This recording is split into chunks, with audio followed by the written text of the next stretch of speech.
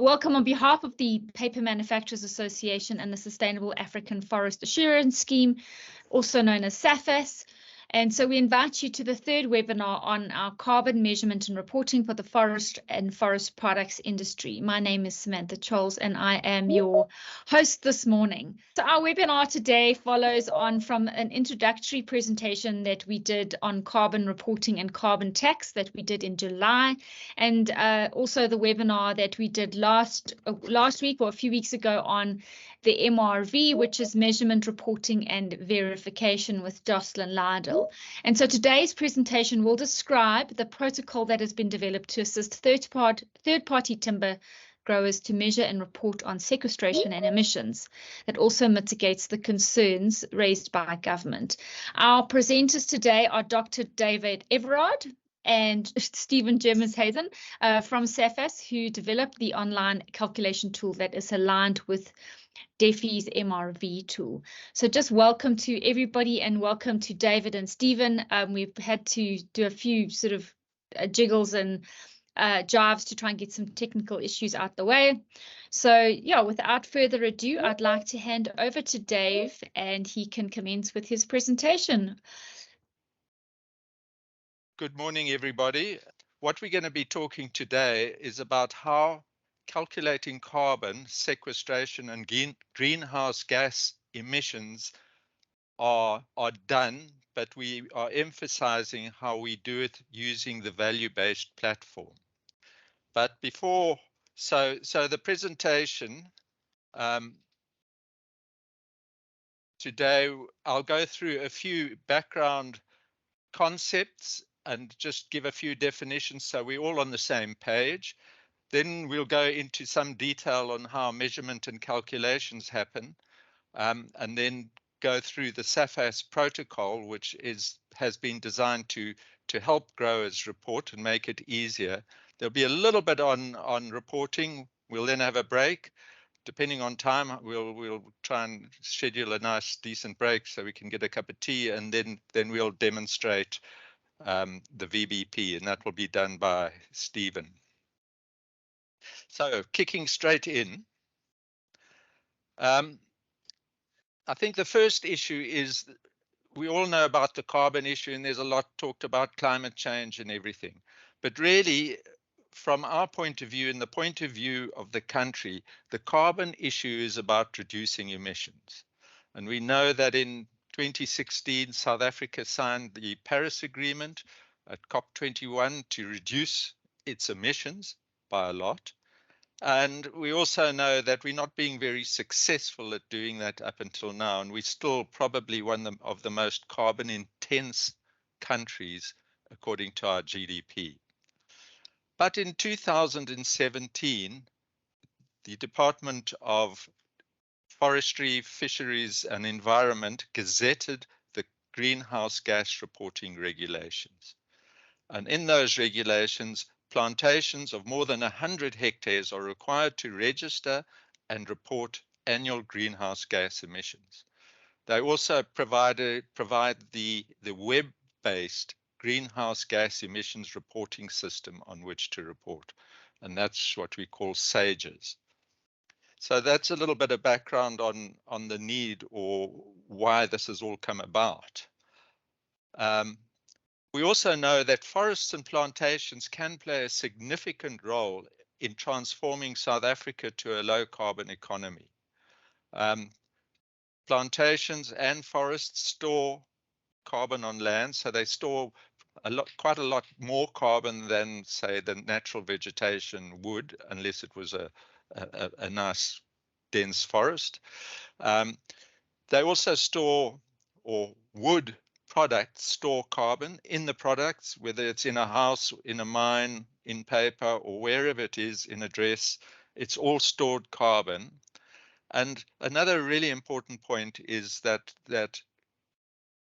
carbon from wood is renewable, so it can substitute a lot of fossil sources. So we really are in a good place to play a significant role and an important role to reduce carbon emissions, but also I think it provides an important place for forestry to be a really useful and important land use. So let's just talk a little bit about a few definitions and issues. So we all know about carbon sequestration, carbon storage, and carbon emissions, but a lot of people and often people get confused or mixed between carbon sequestration and carbon storage. Now, carbon sequestration by plantations is the process by which trees, when they grow, capture CO2 from the atmosphere, and that's through the process of photosynthesis, and store that carbon, converted from carbon dioxide, in biomass and in the soils. Now, for there to be sequestration to happen, the amount of carbon stored in the plantation must increase. So that's a really important point to just remember. Carbon storage, on the other hand, is the amount of carbon stored in the biomass and in the litter and in the soils. This obviously or can change over time, and we'll just show how that works. And then the last terminology that we use around carbon reporting is greenhouse gas emissions, and they're the emissions from greenhouse gases. And we will go through the three greenhouse gases that we need to report on from natural and human activities in the plantation. And it's only in the plantation. So I'll talk about scope 1, 2, and 3 now as well.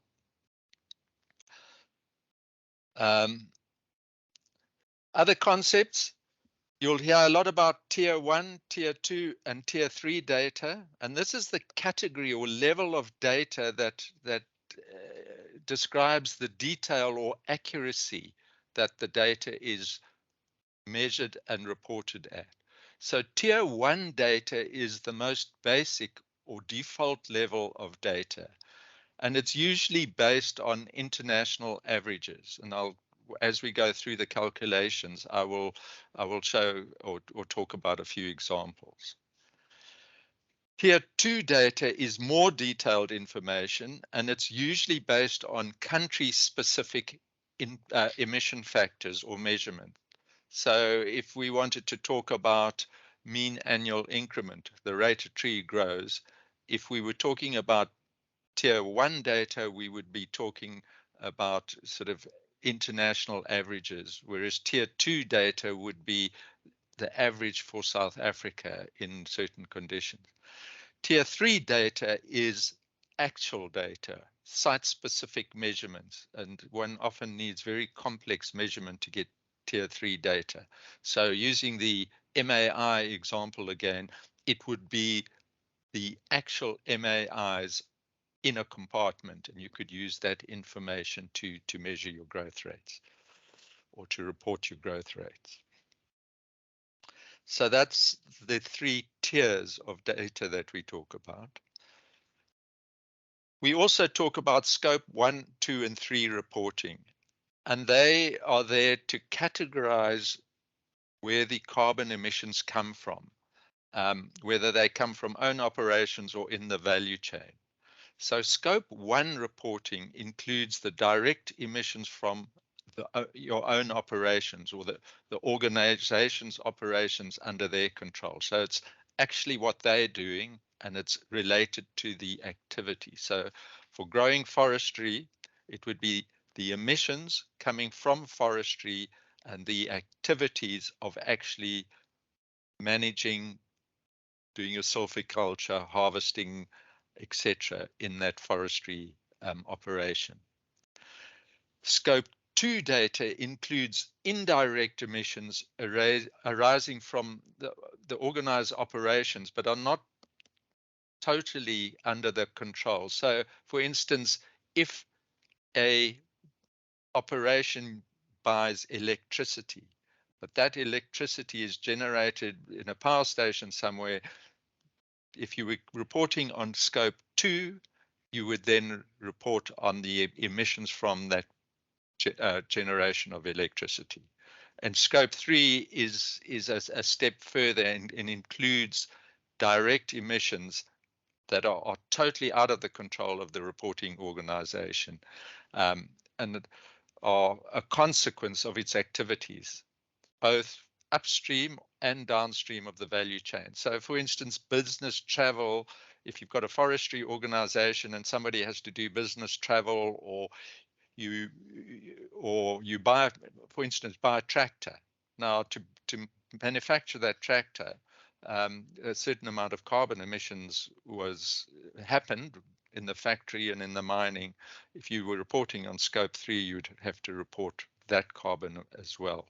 Or upstream, what the mill does about to process your forest logs, or further afield, what happens when a printer turns on his printer and uses your paper to print something. So it can be quite complex, but luckily today and in our reporting, we only report on scope 1 emissions.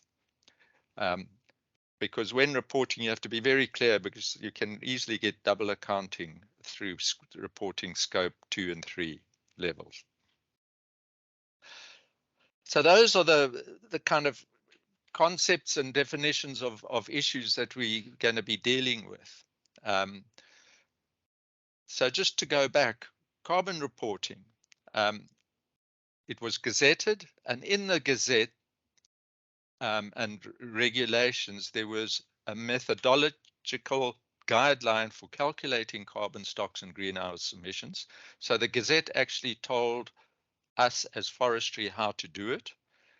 They also provided what they call the measurement, recording, and verification tool.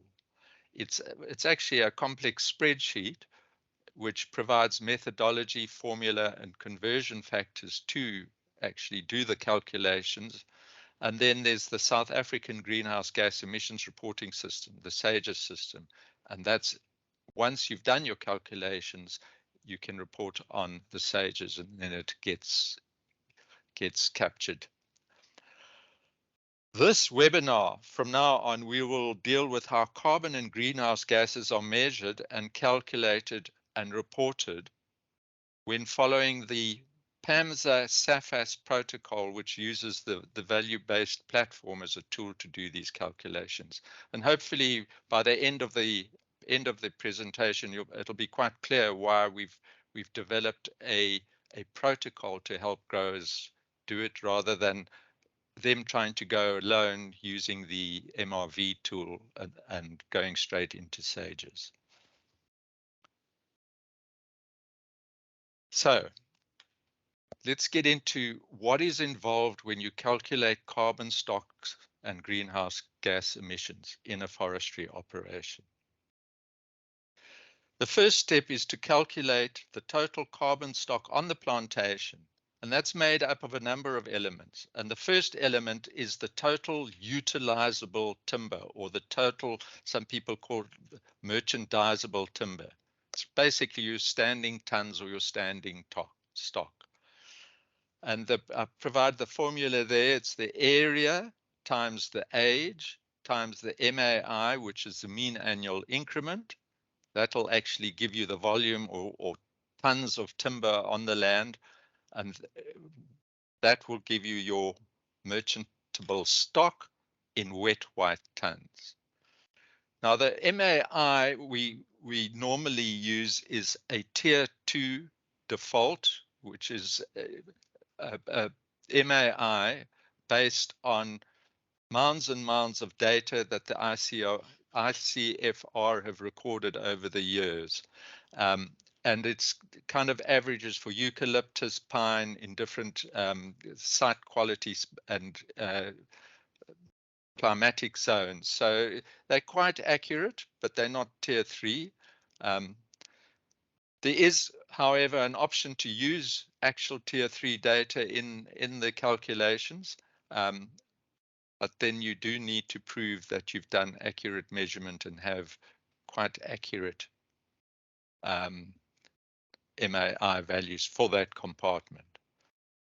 Once you've got your tons of mercantile stock, or standing tons, that's in wet white tons, they need to be converted to bone dry tons, and there are conversion factors Tier 2 eucalypts 38% is moisture after harvesting, and pine is 53%. And we do have a figure for wattle. I think it's 26%. It'll come up later.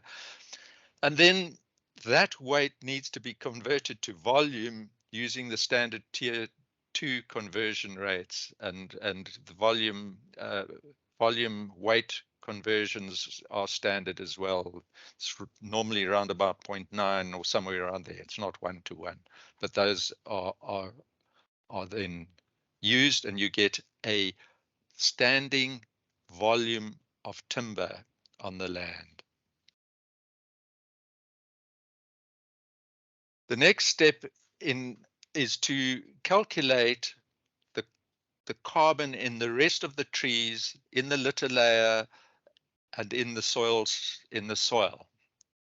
So you use your standing stock, which we calculated in the last slide, times this thing called a BCEFS, which is a biomass conversion and expansion factor.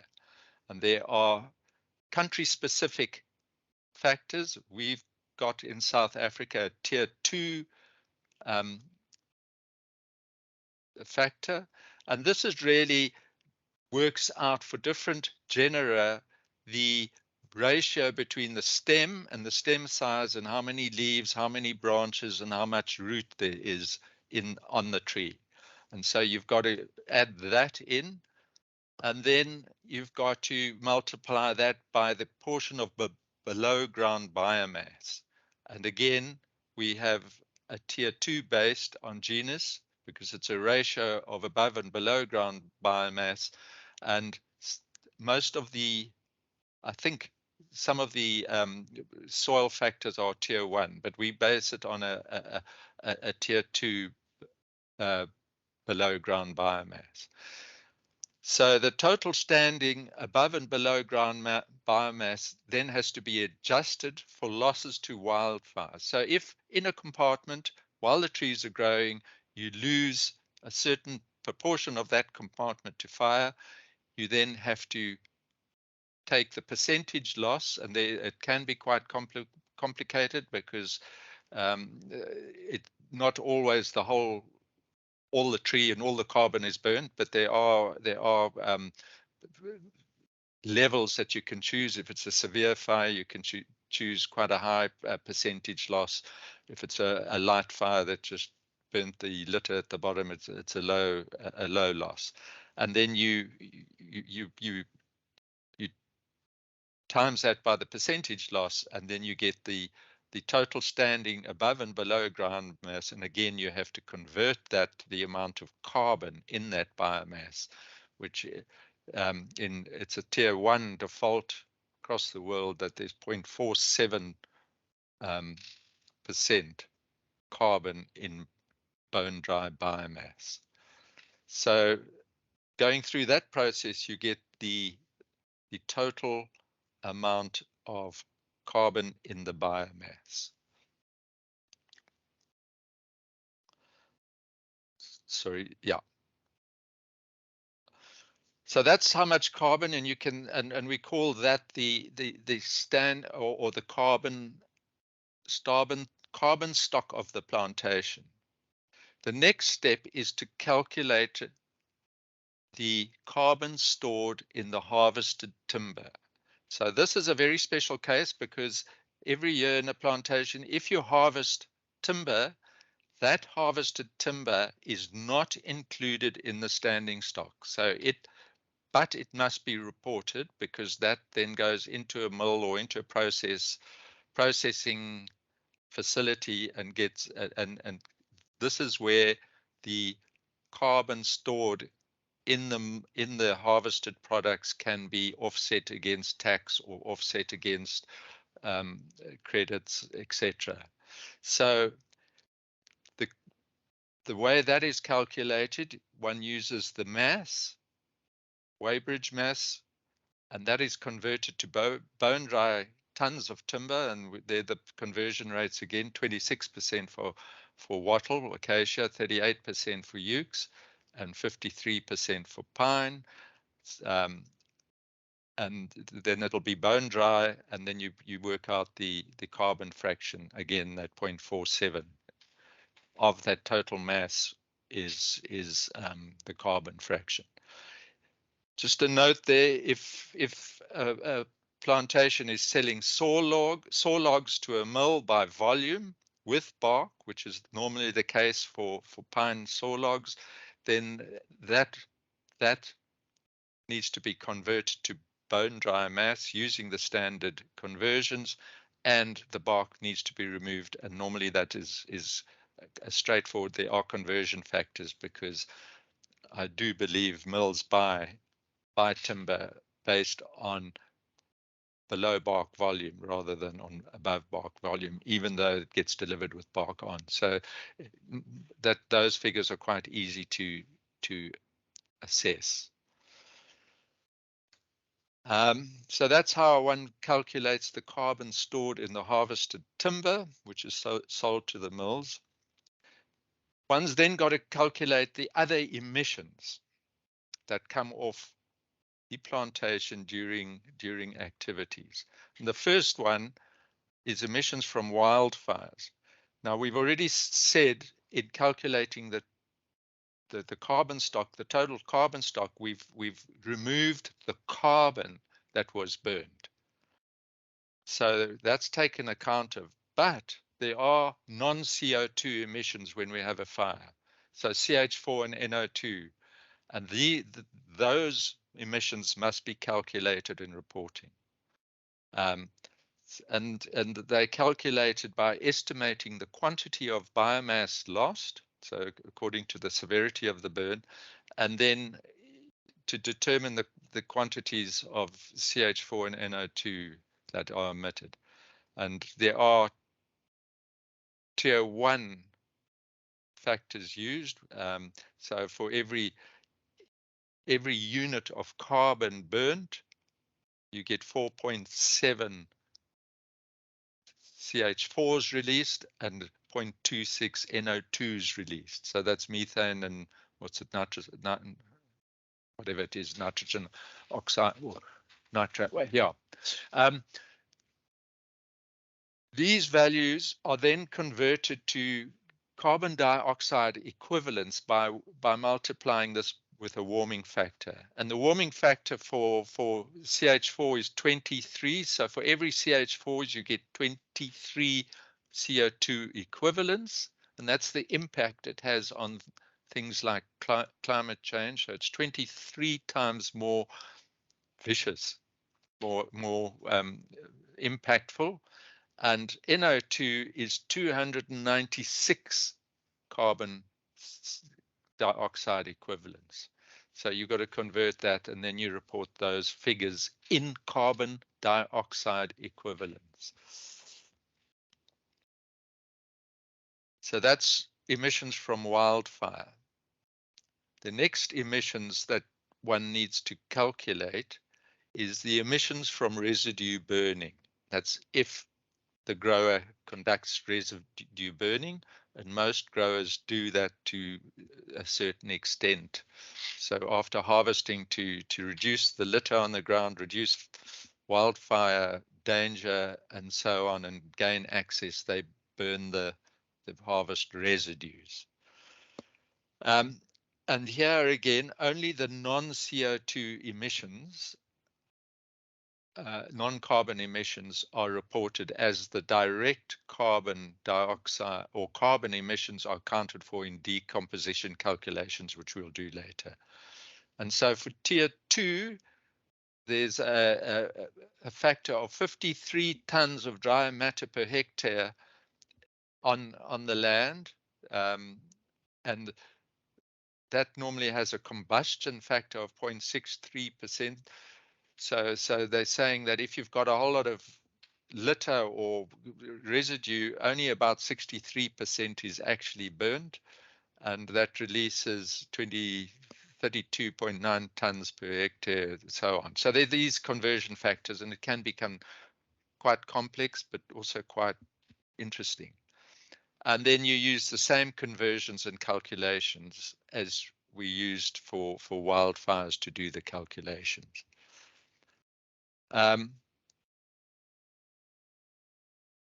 So that's burning. And then when one reports the emissions from fire, I think now gets reported together, but one does need to calculate them separately. But that's a SAGE's issue, and we'll show how on the VBP we do the calculations and then we take the figures. Well, we won't show it today. That's a whole issue or a new webinar, but it is reported correctly into SAGE's. The next lot of emissions comes from decomposition of the litter. So when litter decomposes, it does release carbon and it releases a certain amount of NO2 as well. And we use the direct tier 1 methodology that is presented in the IPCC guidelines and methodology and included in the MRV tool. And basically, they have a default crop residue. So how much residue is normally 60.1 tons of dry matter per hectare. Now that was different to what is burnt because they're saying that even if you've got a whole lot of dry matter, not all of it is able to get burned, and then when it is burned, not all of it does burn. So it's quite a complex lot of figures and logic that has been used and measurement, but we're using the default and using the methodology. You then use the root to chute ratio, which is of 0.29, and it's used to calculate the below ground biomass that can be decomposed, and you get a default of 142 tons of dry matter per hectare. And then that is decomposed and you need to report on that. And the nitrogen content is normally about 0.01. I know it's a slightly different between the different genera, so pine and gum, but the correct figures are used, and that is converted to NO2 and then converted to equivalents. So using that kind of information, you're able to work out how much carbon is lost through decomposition. There is also just a question. It was required for reporting, and we're not sure. I think we heard lately it might not have to be reported, but that is quite a clear interaction with SAGE's, and once we've calculated, we know how to report it if required. So that clarity will come later.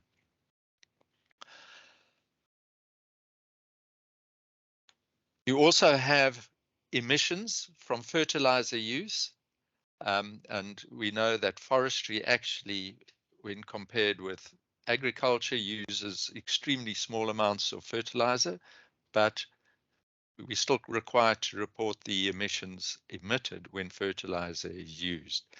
So fertilizer contains nitrogen and emits NO2, and these can be calculated. So if you're using tier 3 information, you've got exact amounts of fertilizer you used, and you know the exact fertilizer, then we have the exact amounts of nitrogen or NO2 emissions per fertilizer type, and that can be calculated.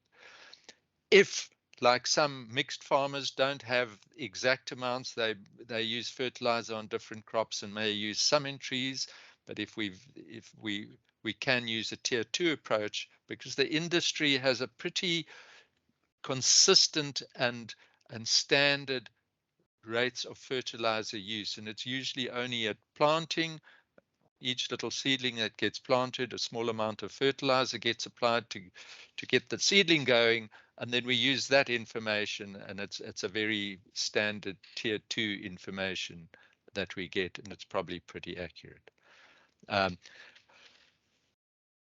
just having said that, we do know that actually fertilizer emissions from fertilizer are a very, very small proportion of the emissions. So eventually it might not be worth reporting these, and they might get reported through the fertilizer industry or what. So this big, but anyway, at the moment we calculate it and it is required for reporting.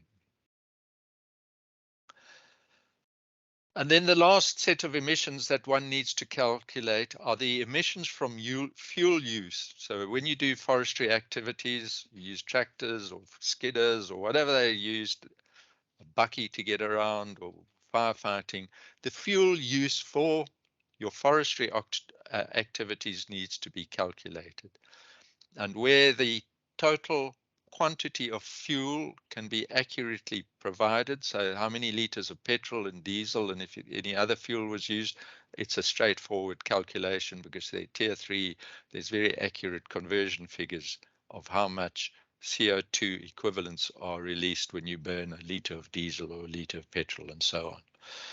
For mixed farmers, where it's difficult to allocate specific fuel use to specific activities, we do have very, very consistent and quite accurate industry averages for certain operations. So if you're using a mechanized harvesting system, we can have quite accurate amounts of fuel that is used per ton of timber harvested and so on. If it's a manual system using chainsaws, we have quite accurate figures.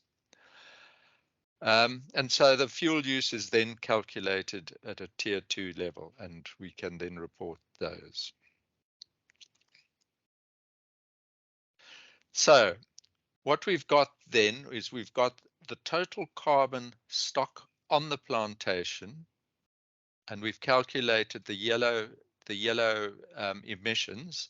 So that's the total carbon stock minus the emissions gives the total balance. And that is a really important figure because the total balance of the current year compared with the total balance of the previous year gives you your stock difference. And that actually indicates whether you are sequestering carbon or you're carbon neutral and so on. And I think the next slide shows that. So if this year carbon balance of year 2 is greater than carbon balance of year 1, you have actually increased your storage on the plantation, your storage of carbon, and so you are carbon positive. You have done some sequestration, and that sequestration can be used to offset tax in a mill, for instance. We'll go into that explanation. If, however, the carbon balance is the same, then you're carbon neutral, and that would be pretty good to get if you're harvesting the exact same amount as you're growing, and you're not losing anything to fire and etc. But it could happen. And then in some years you will have your carbon balance of this year will be less than the carbon balance of the previous year.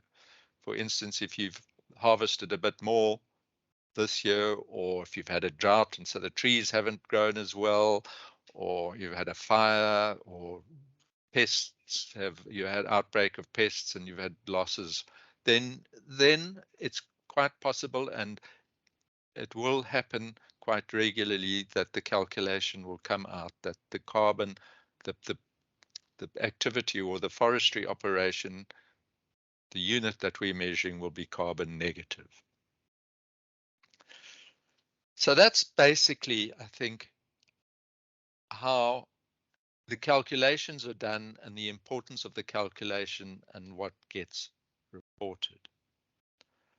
But we'll now move on to, so why report and why account? And there's two different things. Reporting is one thing and accounting is another thing. And so reporting is basically just reporting to measure and report your greenhouse gas emissions and carbon stored. But accounting can be used if you are supplying, if the forestry, the grower is supplying timber to a processing plant, and the processing plant is paying carbon tax on their emissions, and they're allowed to offset any carbon sequestered in the plantation or any carbon stored in the harvested wood products. They can offset that carbon stored against their emissions and so reduce the amount of tax paid. But basically, it's recognized that forests and plantations sequester carbon and store carbon, and the regulations require plantations over 100 hectares to report. So that's really important to note. It's required. As I've said, timber mills pay a tax on annual greenhouse gas emissions, but are permitted to offset sequestered carbon in the harvested wood products and in the plantation. But at this stage, it was only for first-party timber that they grow and is under their own operational control. So if a mill is buying in timber from a third-party grower, they can't use that carbon. And that we'll go into, that was one of the reasons why PAMSA with SAFAS set up this protocol to try and include third-party timber into these offsets. The reasons that the government, that's the Treasury and DFFE, gave was that the administrative challenges in monitoring and verifying third-party activities. So it's hard to make sure they're reporting and make sure they're sustainable and so on. They also were worried about the potential for double accounting, the potential for abuse of accounting requirements, and then a lack of operational control. And this really means that they are a little bit worried that people will try and take advantage, provide more timber than they have, and so cause deforestation or do things unsustainably.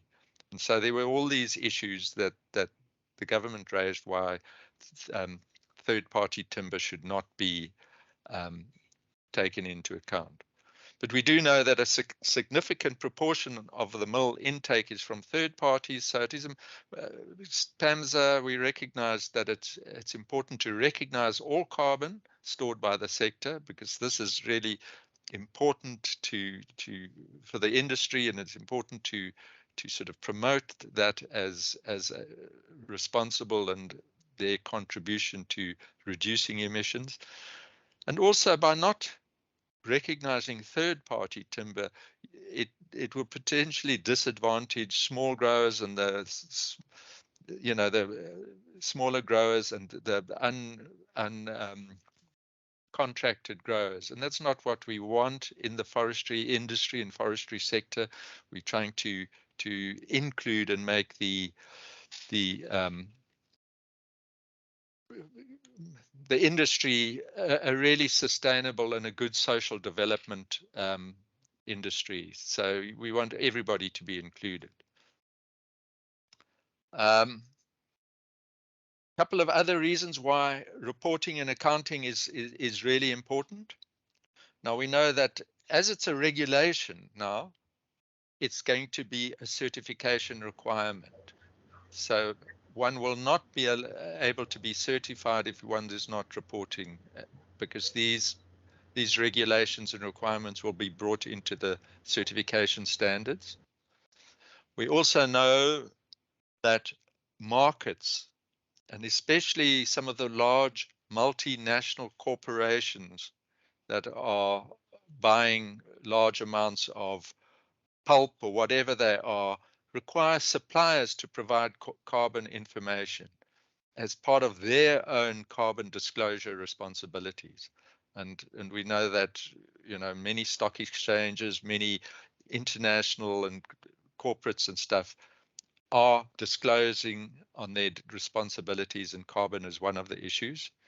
And also more locally, if a corporation, a small business, medium-sized business is going to do sustainability reporting, one needs to have carbon measures in and report on what what carbon they are emitting and what they're storing and so on. There's the new import regulations that the EU have just released and will be bringing in over the next couple of years. And one of the key requirements is what they call the EU deforestation regulations, and one will need to prove that one is not causing any deforestation or depletion of carbon stocks if you are exporting timber into the EU or exporting any timber products, whether it be pulp or whatever it is. In these regulations, there are also biodiversity requirements and so on. So this is now going beyond certification, and there are responsibilities for people to report. And so it's really important. And then the last thing is any responsible business will want to report their conduct and show good corporate citizenship. So it's really an incentive, and it's nice to do your bit for the planet and country by understanding, managing, and reporting carbon. So that's why reporting and accounting should happen.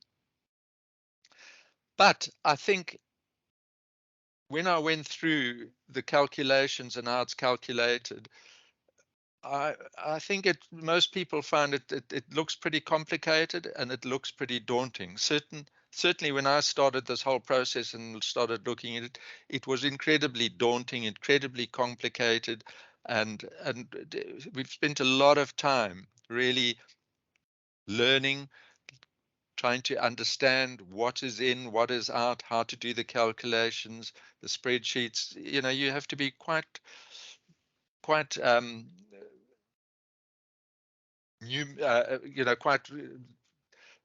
mathematically literate and understand the processes, which makes it, I think, very daunting for a lot of growers.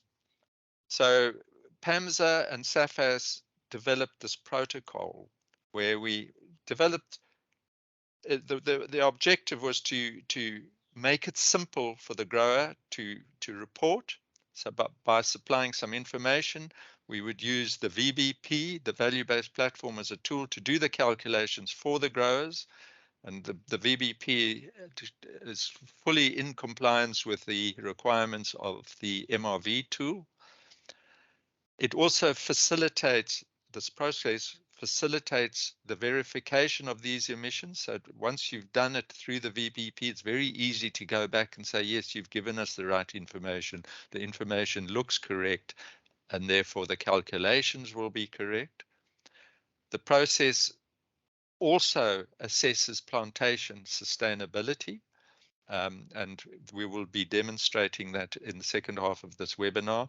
And then it provides assurance of chain of custody, and this is where Treasury and people were worried that there can be problems with double accounting or timber coming from the wrong place and being used to gain carbon credits. Meanwhile, it wasn't sourced from where it said it was being sourced and so on. So they require accurate chain of custody. And then the protocol also facilitates the registration of growers onto SAGES, and we've said can report on their behalf. Yes, it can, but we will go through details, and there'll be a whole webinar on the reporting later. And then we've also shown how it can demonstrate that by a simple contract and following the protocol, we hope that Treasury will recognize that is sufficient to demonstrate what they call adequate operational control, because it shows that if you follow the protocol and have a contract with your supplier, you are measuring, you are reporting, and you are conducting your activities in a sustainable sustainable way according to the national standards. So the protocol kind of overcomes all the problems and hopefully makes third-party timber acceptable to growers. So what is the protocol? Well, it's basically 5 steps. The first step is that the grower registers on the value-based platform and provides some simple data and completes a survey. And basically, that's all the grower has to do at this stage. Step 2 is the VBP, using that information, calculates the sequestered carbon, so calculates the standing stocks, calculates the emissions, and also conducts and gives a report on the compliance of the grower with the sustainable management standards. So where they are sustainable and what might be some issues that are lacking. But normally, most people are pretty much sustainable in this country and pretty much conduct forestry in a responsible manner according to basically acceptable and standard guidelines. The next step would be to verify that the carbon calculations and sustainability are correct, and also make sure that there's proper chain of custody in place. And the VBP can easily do this and helps to do this verification. Once this has all been done, the grower then receives a report and can sign off on that report. And it's a very simple, we'll show you an example, very simple report saying, yes, I provided the correct information. I'm happy with the way things done. I'm happy. He signs off, and then the VBP can transfer or will be able to, on behalf, help the farmer transfer that data into the SAGES system, and reporting will be complete. So it's quite a simple, straightforward process, takes the complexity out of the whole carbon reporting system. Basically, the information that the grower has to supply is basic compartment information. So, and they just need to provide the compartment or the area that's planted, the species, the date planted, and the MAI. And that's all the information that's needed. And then there's additional information if a compartment had any fire damage, was burnt by a wildfire, whether it was harvested or not, whether the residue was burnt, and whether they used fertilizer when they planted that compartment, if it's planted that year. And then they can also supply the amount of fertilizer that they used, if they have that accurate information, and the type of fertilizer, and then fuel use, if they have direct figures that they used in that year for their operations, then they supply that information. So that's all the information that the grower needs to supply. He or she also needs to complete the risk assessment on the survey. If they're not certified, if they're certified, well, they don't need to do that, but they probably want to do it anyway because it's such a good system. And then that's it. Step 2 is calculations, and this is an example of the calculation that has been done for a certain farm. We did a pilot test, and it comes up with a number of figures on the VBP, but that will be demonstrated. Step 3, here's a result of the pilot project to test the protocol. We got 20 farms supplying NCT, SAPI, Mondi, and TWK, and they provided the information. We were able to show that the protocol works. We were able to do the calculations and then get the figures out. We were also able to show how it's quite easy to verify the information. So this picture is a picture of a DFFE official. We showed them this was a compartment that was recorded. It was this species. It was about 4 or 5 years old, etc. And you know, it was very simple for them. You can also look at whether sustainability, so whether fire breaks are burnt, social issues on the farm, worker rights and PPE and so on, safety issues, biodiversity issues, and all the issues that are in the standard for sustainable forest management can be looked at through the verification process. And that is normally done if you go through the protocol internally by SAFAS, and only if DFFE might call for an external verification, then a third party accredited verifier could be asked to go and have a look as well. But this would provide a lot of simple, direct information, easy to say, okay, this is what was used, here's the information, here is what's on site.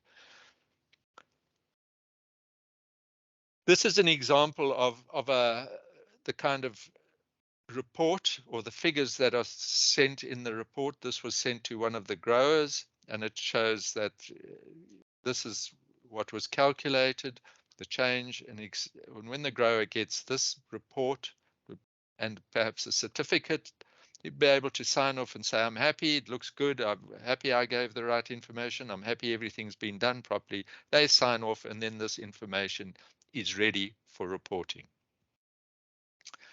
And then reporting is quite a specific process, and there'll be a whole webinar on it. But at this stage, the grower is required to register on SAGES. SAFAS can't register for the grower, but if the grower does register, they then would register with SAFAS if they're following the protocol, SAFAS as a registered consultant.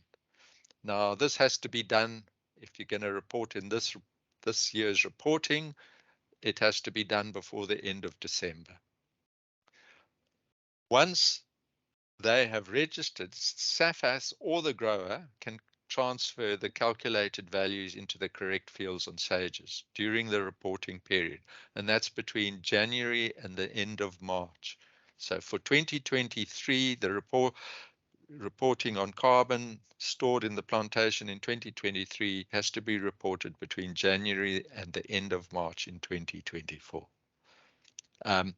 Once all the emissions figures are reported, then the grower must press the submit button. But this process can be facilitated, and SAFAS can help very easily with this process. And then, as I said, should external verification be required, all the information is transparently available from the VBP, and it can facilitate the verification process. So simply, that's the protocol. And then there's just a quick slide on operational control in the protocol. It is assured and demonstrated, because if you follow the protocol, you're sure that all recorded sales and chain of custody is in place. It shows that one is in compliance with the sustainable forest management standards, and that, I mean, the national standard is the National Forest Management Standard that has been endorsed by the PFC. We also know that there's the FSC standard. That is the international standard, but they're very similar. And actually, if there was mutual recognition, this standard would recognize PFC, but because PFC doesn't recognize this standard, we can't do mutual recognition. There's also agreement, if you're following the protocol, to measure and report carbon stocks as per the protocol and as per the requirements. And then it also says you allow third-party verification to happen, and that sustainability is in place. So verification that you are sustainable and are reporting correction. And if those 4 steps are in place, then that's adequate operational control. And we know that DFFE accepted it, and Department or the Treasury, we've presented to them, they're considering it, and hopefully we'll get the go ahead for that quite soon. So in conclusion, carbon stocks and greenhouse gas emissions can be calculated on the value-based platform, and using the protocol, it simplifies reporting for small and medium growers. And that will be able to be used for accounting in the mills. It's also easy to verify the accuracy of the supplied data. The VBP and protocol clearly and transparently shows the sustainability of the operation. It also tracks timber if it has a tracking system, or if the grower is already certified, then they have to have a tracking system, a chain of custody, and so can actually prove that there's no double accounting.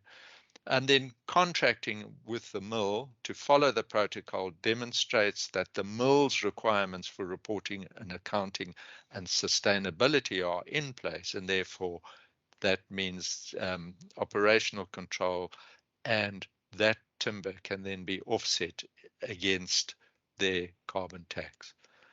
And then transfer of the values to SAGES is an essential step, and that the protocol has shown that it can do that quite successfully. So that's basically calculating carbon, the methodology that's used by the VBP in a bit of detail, and it's a brief overview and a little bit of explanation of how the protocol works.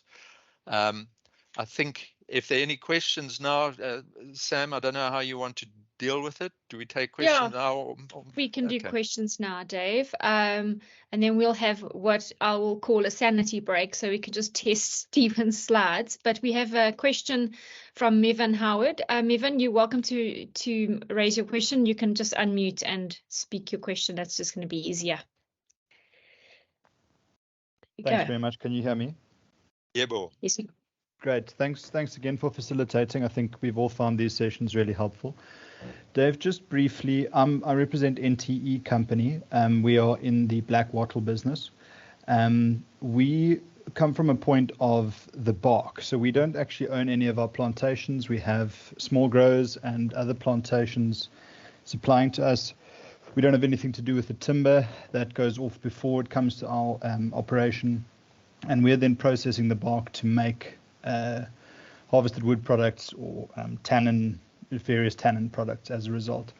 So we sit with a situation where we do exercise an extent of operational control over the plantation. So we're pursuing chain of custody certification through PEFC.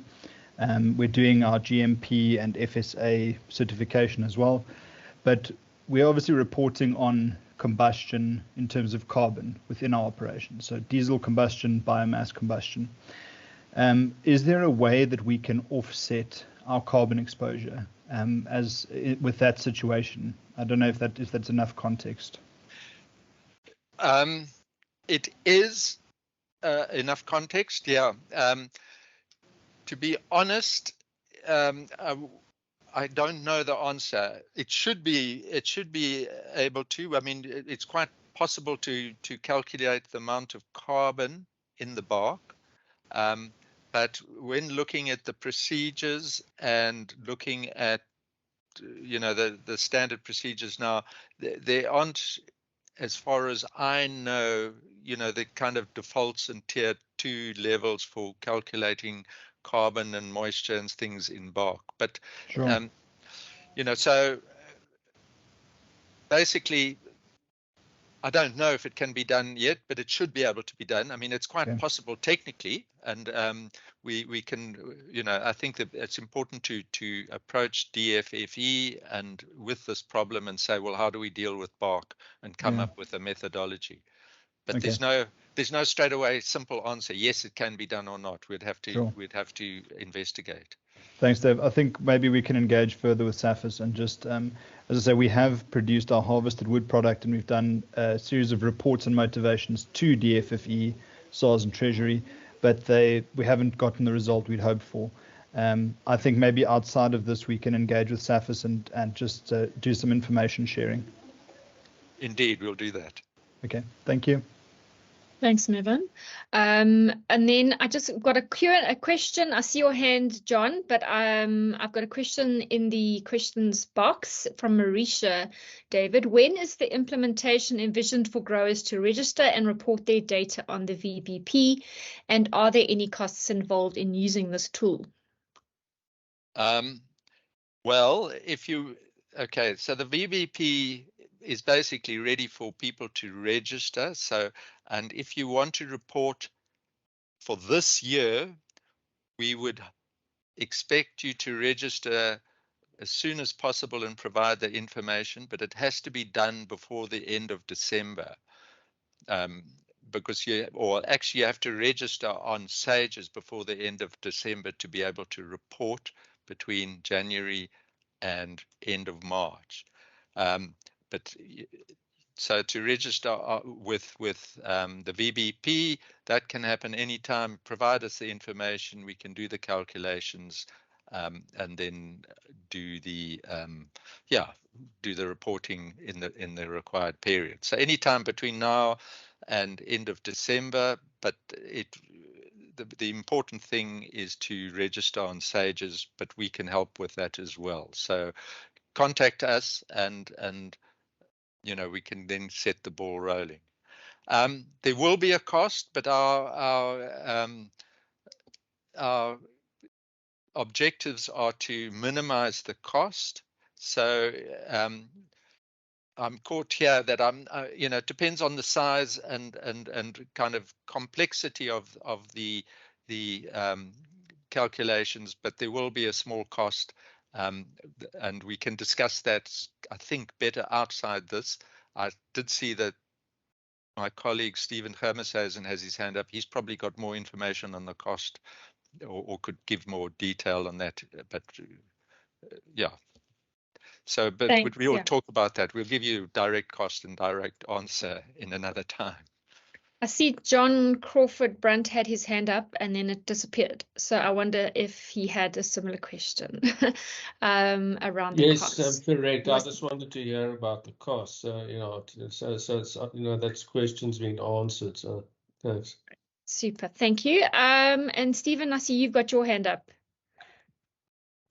Yeah, I just want to make it clear. They're able to register with SAGES at any time now. What we want to do, we still need to get some of our costing structure in place, and the new version of the tool ready. So we will announce before long, within the next 2 weeks, when we're open to both receive applications and what the costing structure will be. So just give us a little more time. We're still figuring out the details on that. What are we? Good morning, everybody. Thanks very much for your patience. We've got our technical issues sorted out.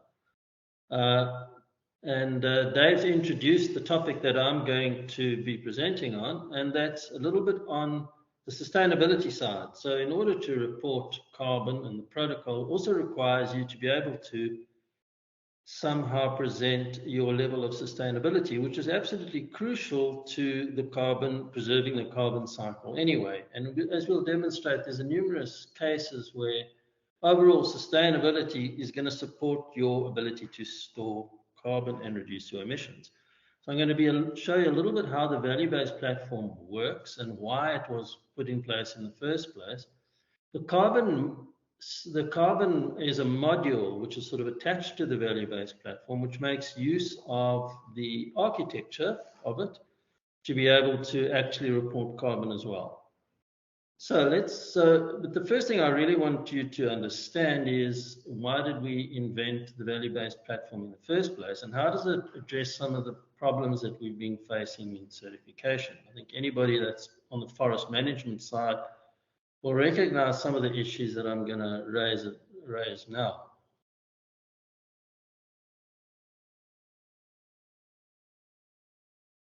Right, so the first thing is, and not being disparaging to auditors here, because I've been one, but the system where an auditor arrives on a plantation with a 256 rule checklist and is able to get into and understand the actual sustainability of an operation doesn't really work. As we've all experienced, auditors will arrive at a plantation with specific skills. We often only understand a small portion of forestry and expected to be able to understand more than the forester. What normally happens is the forester stands there, he's the one looking confused, out of sorts, not in line with the questions, whereas it's ironic because the forester is the actual one who knows most about the situation. So we've understood that this is a fundamental problem, because what we as auditors are asking the forester in those situations are normally not aligned to their direct core business. And so it's about, often these things are tangential to what they do every day. So we're trying to bring the audit process and the standards to the ground where everybody agrees that these are primary sustainability issues.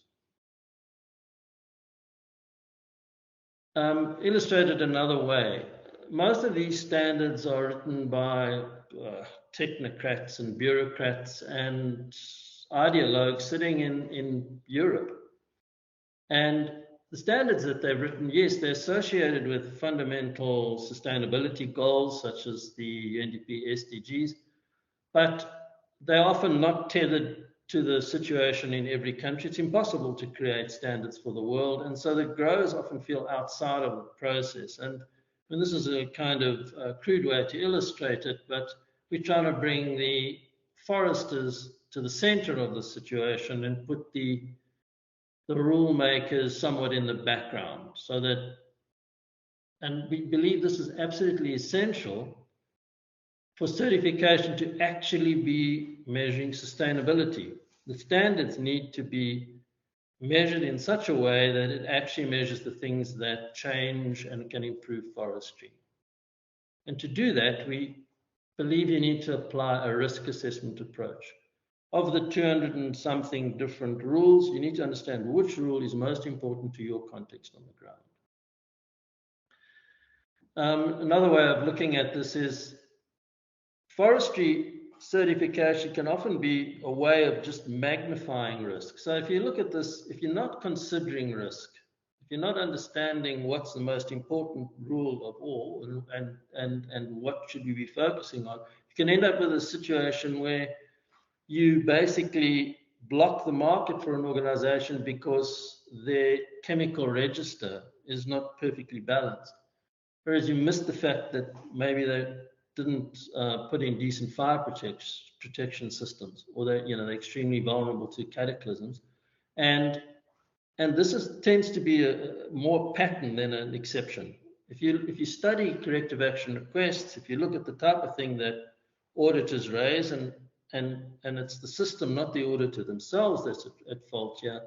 They normally seem really often minor things, and minor things can get magnified through the corrective action request process so that it actually eventually blocks the market. So what we try to put in a system that rectifies this fundamental error.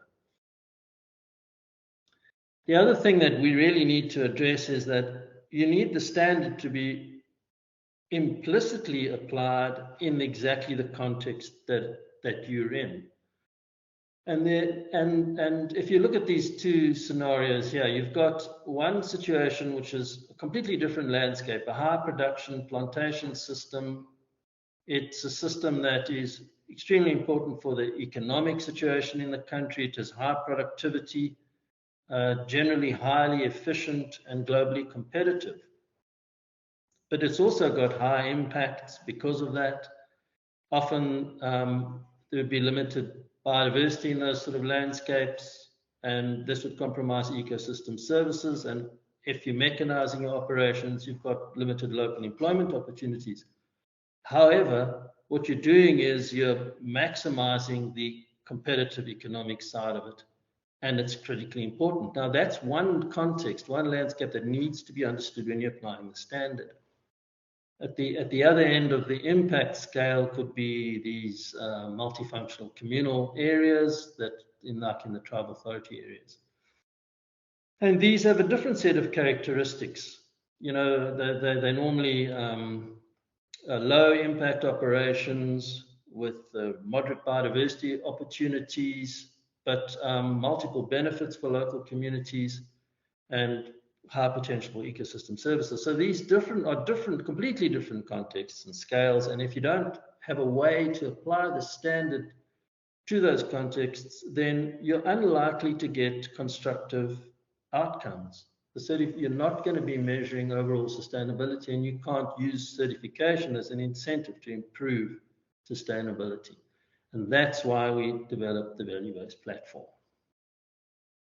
So simply put, It's a software app that integrates data from various sources to facilitate decision making. And the sources include, the primary source for information here is a questionnaire. This questionnaire basically covers all the risks, but and it takes a forest manager, let's say it's a farmer that has between 500 and 1,000 hectares of timber, a good hour of solid work. If you can devote 1 hour to it, will probably be able to complete the questionnaire in a sensible way. But we've also equipped it to be able to bring in GIS information. So you can bring in plantation data from a GIS system.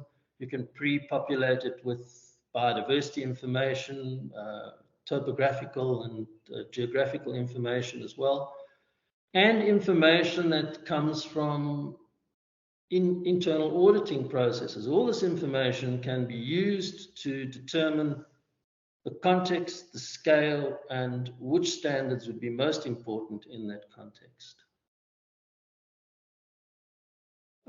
Just a little bit more about the architecture of it. So at the heart of the value-based platform are a set of values which were derived from typical economic, social, and environmental values. And for example, if we look at biodiversity values and ecosystem values, these are overlapping to a large degree, but you can look at the overall ecological integrity.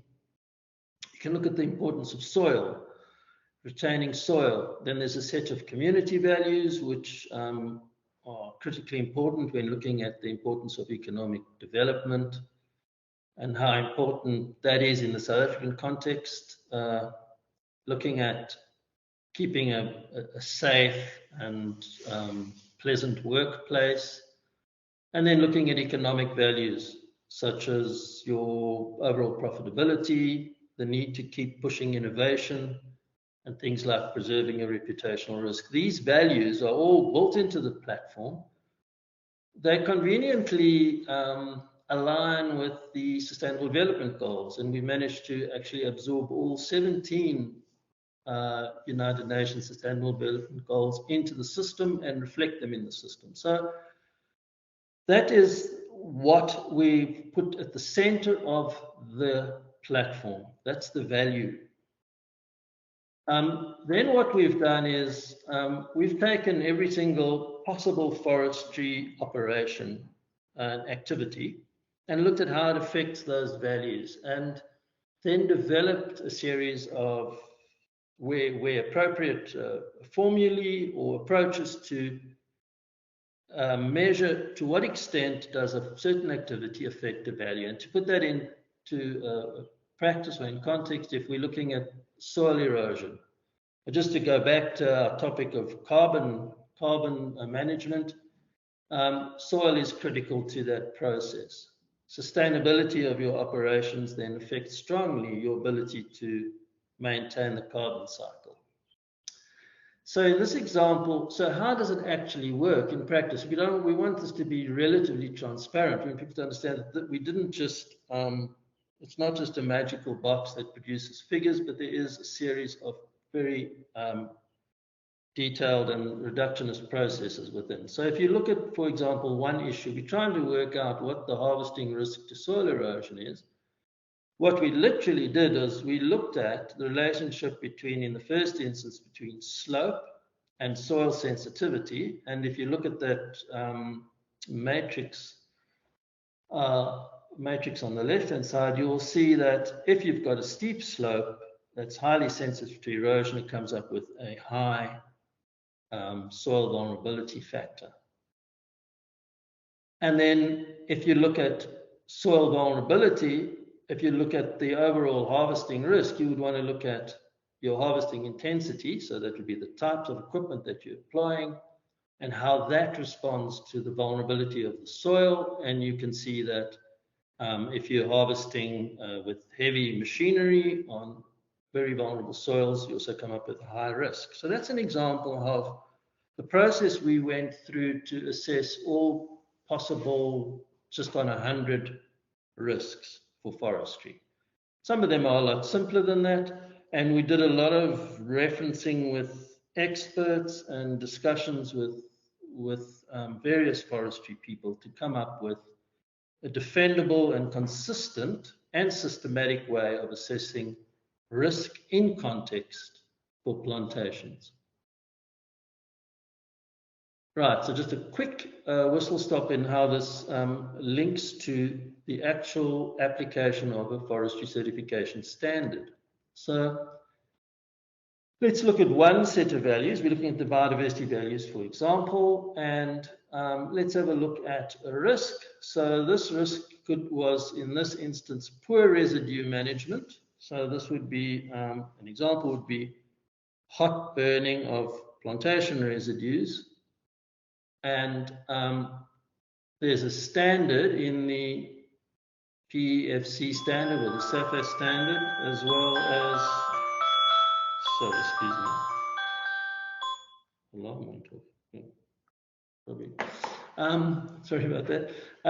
Okay, so there's a standard in the SAFA standard. There's also a standard in the FSC standard to effectively be the mitigation for that risk, and just conveniently links up to the Sustainable Development Goals just to complete the cycle. And if we can look at the risk of fertilization, if you over-fertilize, you can get pollution, water pollution, and there are standards in the certification standards which address that.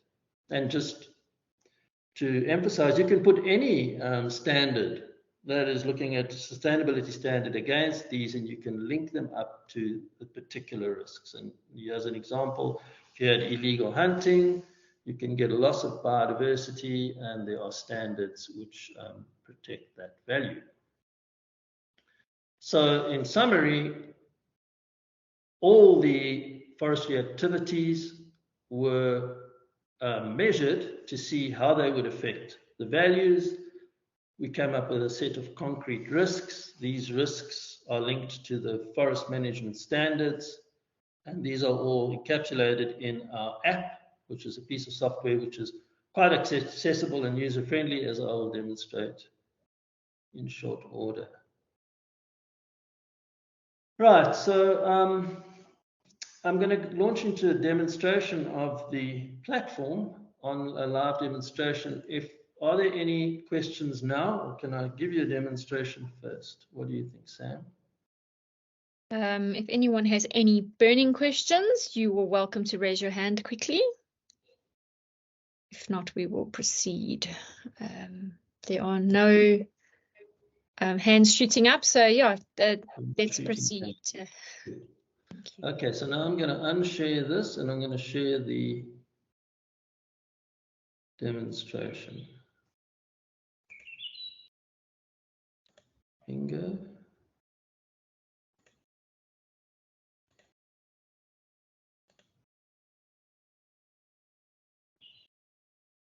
Looks good. Could see it.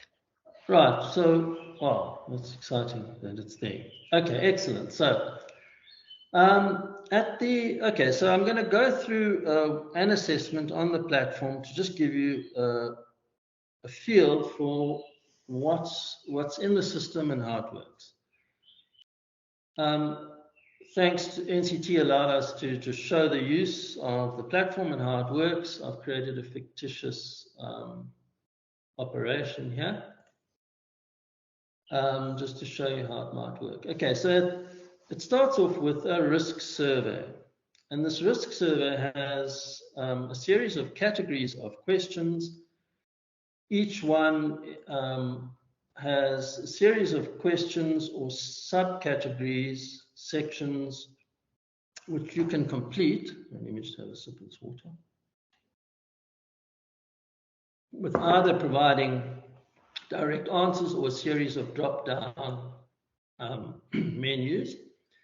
And these are the questions which set the context, which allow the system to understand the impacts, the scale, and the way your operation works. So just to give you one or two examples. So the first example is this question here. So for example, it wants to know what type of operation you are working. So are you an owner manager, or are you all the way through to a multi-global level corporate structure. The importance of this is that it sets the scale, sets the management structure, and every risk that is vulnerable to scale gets scaled according to values that are set in that question. It's the same with the hectares that you put in, or any question here, or many of the questions have a direct result on the scale and intensity of the operation. And just to put your minds at rest, we've run this through with SAPI, we've talked to really experienced foresters, and we think we've got a stable assessment now that people are agreeing that these are risky aspects and that the risk assessments are reasonably consistent and accurate. So I'll just give you another example. So for legal aspects, it's going to ask you, for example, if you registered it as a water user, and if you are, then that's fine. If you're not, then other questions open up and ask you if you've basically gone through the DWS process, have you declared your position with the authorities.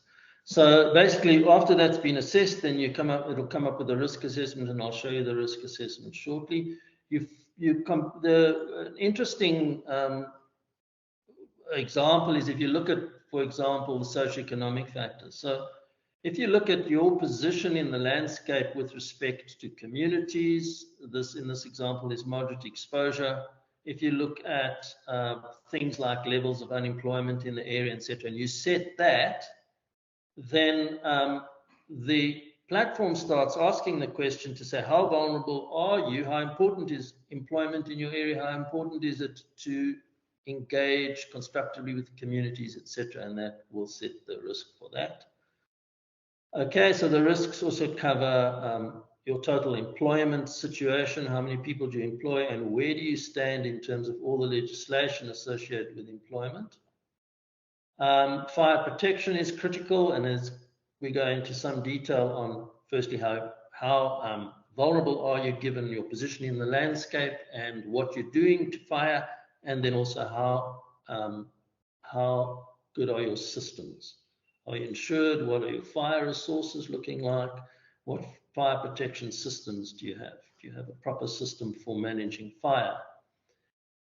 Looking at we look at plantation disease, etc., etc. And we have a carbon section which asks the questions around carbon, which I will demonstrate to you right now. So the important thing is the carbon module interacts with information that we get from the grower that's separate from this. So we get a compartment. If we get a compartment list from a grower, we then ask for some basic information around, are you fertilizing?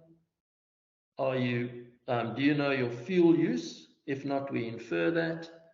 And did you burn your residues? And once you plug that information in, you get your basic carbon data that Dave was showing you earlier. So you can look at your total carbon equivalents, your balance, your emissions from residue burning, your emissions from fuel, your emissions from wildfire, and etc. So it all appears on your dashboard.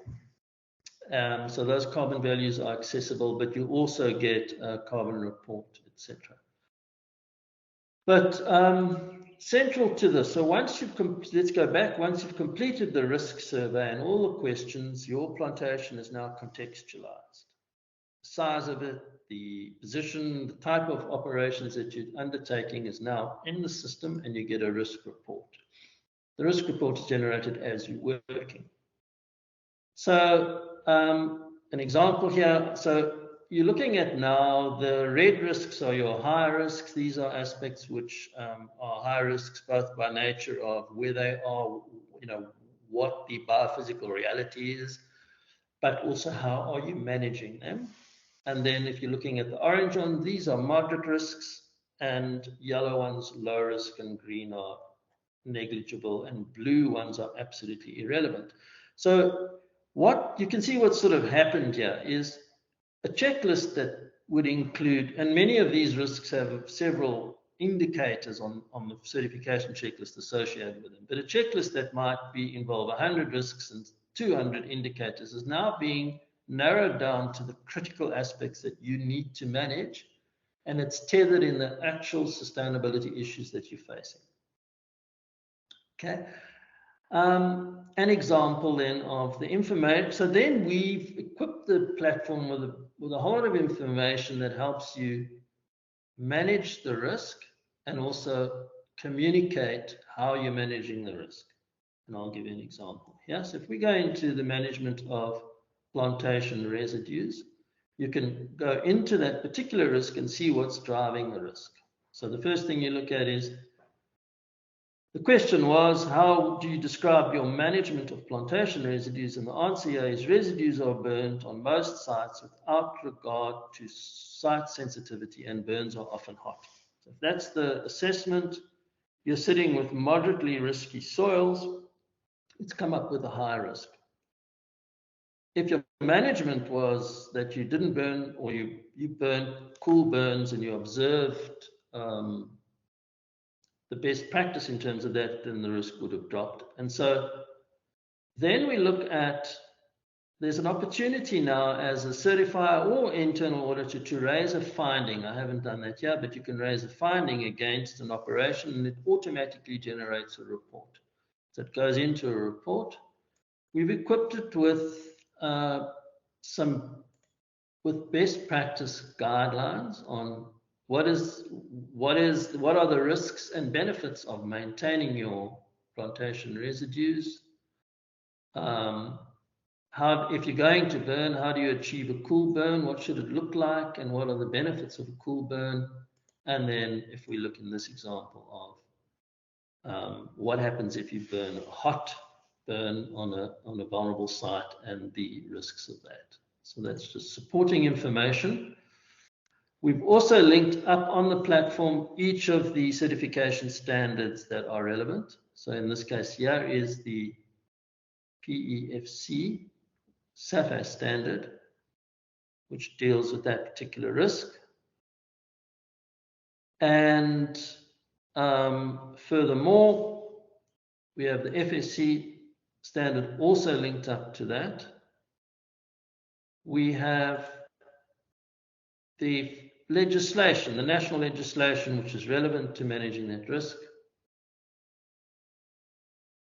We've reiterated the values. If you remember, we started off with the values, and these are the values that we felt were affected, or that the system deems to be affected by the management of plantation residues. And then just to tie it up, we've also linked up any sustainable development goals that might be relevant to that risk.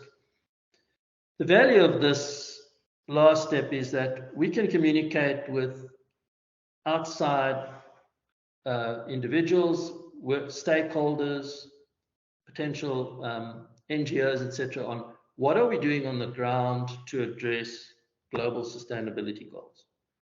And so we can, and so all the risks are equipped with the relevant information.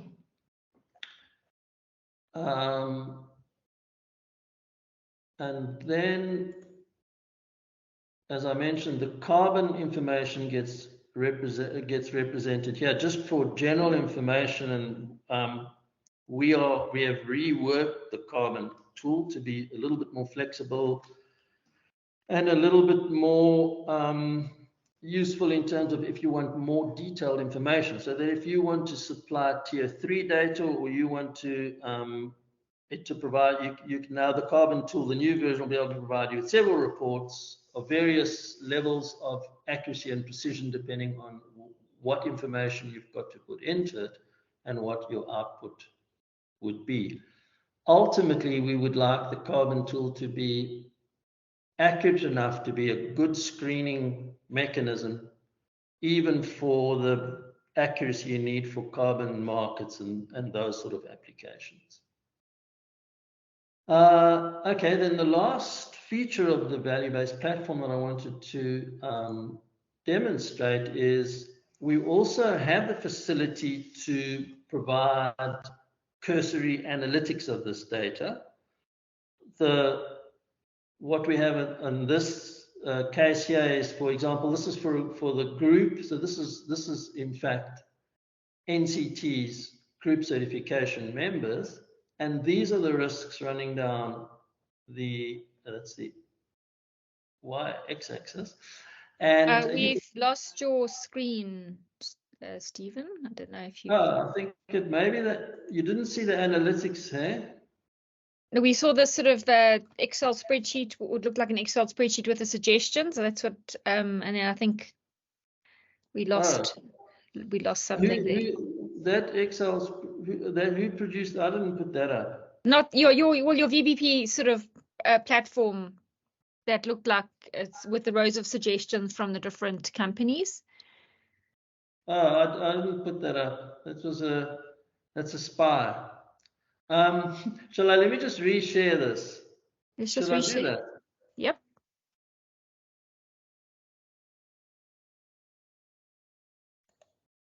And we just got 15 minutes left, so okay, yeah, I'm about there we to go. bow Sorry. out of this. There we go. That's very exciting. Can you see the screen? With the red and yellow green matrix, yes. So this is an overall analysis of all the risks of a group of operations, the risks running down the one side and the operations running down the other side. So now I'm going to go back to the presentation. That's the surface of the value-based platform. There's other stuff in there, but let me go back to my presentation. I've got 1 or 2 slides to share, and then we can go to questions.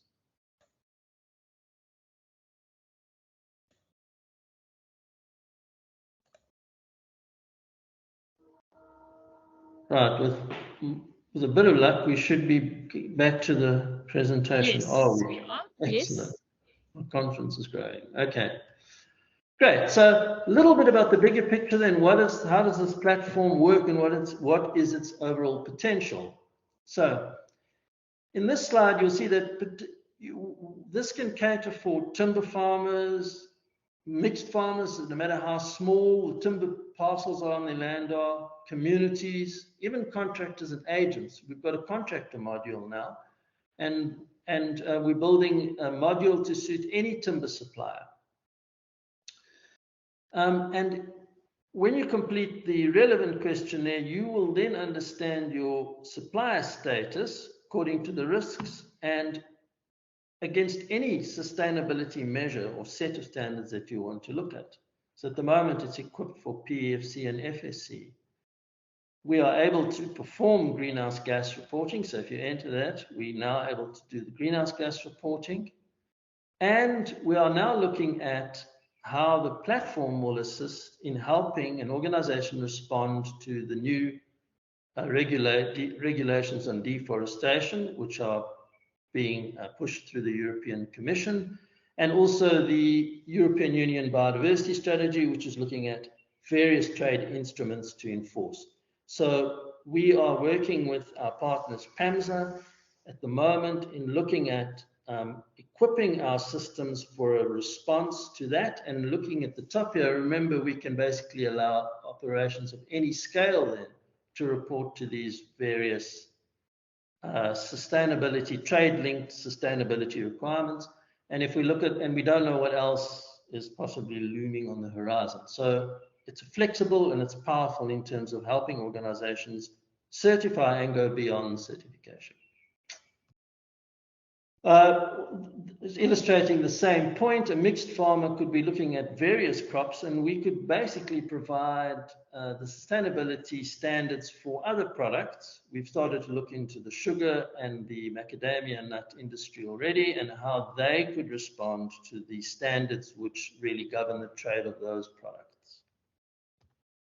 And that's it. Thank you for paying attention. And all these logos, I just wanted to draw attention that this work has been taken a lot of years to do. And we're very strongly supported now by PAMSA. And these are the companies, SAPI, NCT, TWK, and NTE that have been working with the platform. Mondi was there as well in terms of implementing the carbon protocol. All these companies, TWK, NCT, and SAPI, helped us implement the protocol. We've worked with PEFC and FSC over many years in terms of the concept of this risk approach. SANBI's been there in the Sandby projects to provide biodiversity support. Forestry South Africa has been strongly supporting us in the broader context, particularly in our PEFC certification process. And then it's DFFE that have been also going in field with us and making sure that our operations, our processes align with their requirements. So thank you to all those highly integrated group of stakeholders that we've worked with over the years. Any questions? Thank you, Stephen. I appreciate that. Yeah, it's always these things never are never done in silos, and it really does take a team of people. We've got a few more minutes left. If you have any questions, please raise your hand. John Crawford. Yeah, just a quick question. Obviously, the one that we heard on spoke on earlier was on cost. That's going to come out later, and then the other thing is the information. So where does all this information stored? Is it in a cloud, or can one buy the as like a standalone program or system, or is there that I just wanted to know how that works. The information sits on a server. It's not a standalone. You can't get the software. Yeah. Okay. All right. It sits on the server. Thank you. And yeah, just thanks to Dr. David Everard and obviously to Stephen Germishuizen. Thank you for your patience amid our technical glitches and gremlins and all other things.